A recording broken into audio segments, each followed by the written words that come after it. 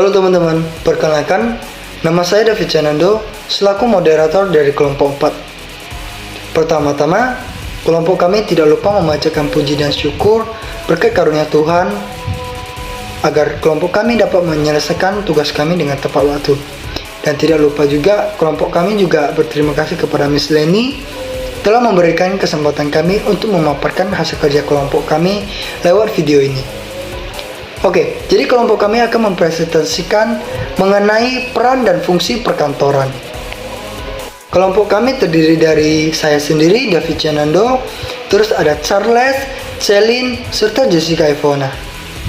Sebelum kita lanjut, kita harus mengenal dulu, apa sih itu peranan?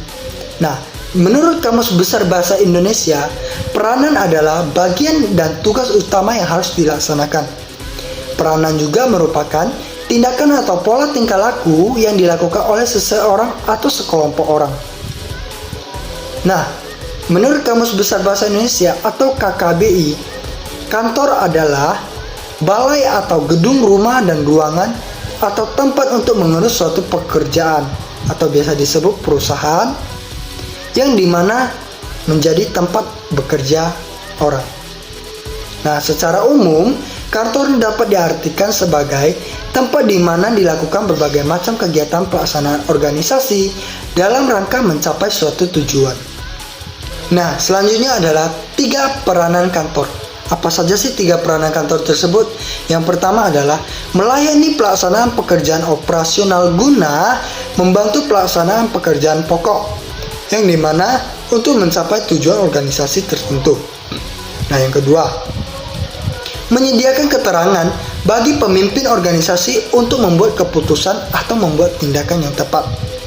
Yang ketiga adalah membantu melancarkan kehidupan dan memperkembangkan organisasi secara keseluruhan. Adapun karakteristik manajemen yang baik berdasarkan riset Mintzberg dalam Ensilot 2001. 1. Kontrol pimpinan harus mampu mengawasi hampir semua kegiatan organisasi yang penting. Yang kedua, pimpinan yang memotivasi dan mengarahkan. 3. Memantau informasi yang relevan dengan perkembangan organisasi. 4. Menyebarluaskan informasi yang relevan. 5. Juru bicara pada pihak lain. 6. Pada kondisi tertentu sebagai pimpinan. 7. Mengalokasikan sumber daya. Yang ke-8, perundingan setiap kali berhadapan dengan unit yang bukan unitnya. 8 peran tersebut bisa dijadikan oleh manajer kantor dan akan memudahkan berbagai kegiatan kantor sehingga kantor mempunyai peranan yang semakin baik dalam memberikan pelayanan kepada semua pihak.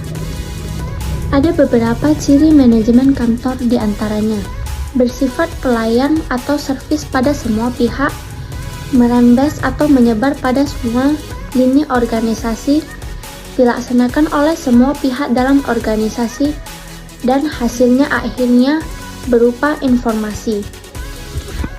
Menurut Denyer, tahun 1974, kantor adalah untuk memberikan pelayanan komunikasi dan warkat yang secara inci adalah untuk menerima keterangan, misalnya surat-surat, harga, kutipan, dan sebagainya. Yang kedua, untuk mencatat keterangan, misalnya persediaan, harga, dan catatan-catatan kepegawaian. Yang ketiga, untuk menyusun keterangan, misalnya dalam pembiayaan, pembukuan, dan sebagainya. Yang keempat, untuk memberi keterangan, misalnya faktur-faktur penjualan, perkiraan-perkiraan, dan sebagainya. Yang kelima, untuk penjamin aktiva-aktiva, misalnya pemeliharaan uang tunai, persediaan, dan sebagainya. Berdasarkan hal tersebut, dapat dikatakan bahwa penyelenggaraan kegiatan perkantoran adalah untuk merupakan inti kehidupan organisasi, karena kantor mempunyai fungsi antara lain sebagai berikut. 1. Sebagai alat penyambung panca indera bagi pimpinan. Yang kedua, membantu pimpinan dalam perumusan pekerjaan.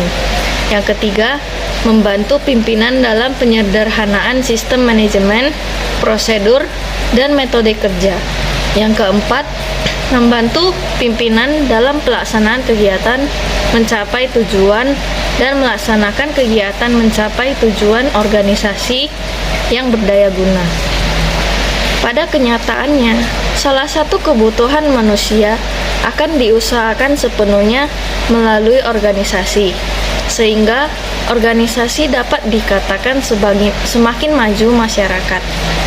Hidupnya juga semakin tergantung pada kemampuan organisasi untuk menyediakan segala sesuatu yang diperlukannya. Agar supaya organisasi dapat hidup, tumbuh, dan berkembang, dan harus dipimpin oleh seorang pimpinan yang cakap. Hakikat pekerjaan kantor.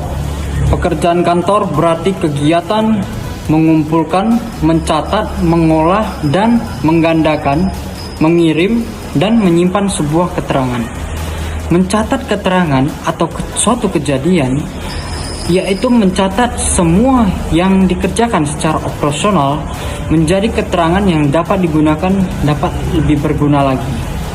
Apabila diteliti secara lebih lanjut, hakikat pekerjaan kantor dapat dibagi sebagai berikut.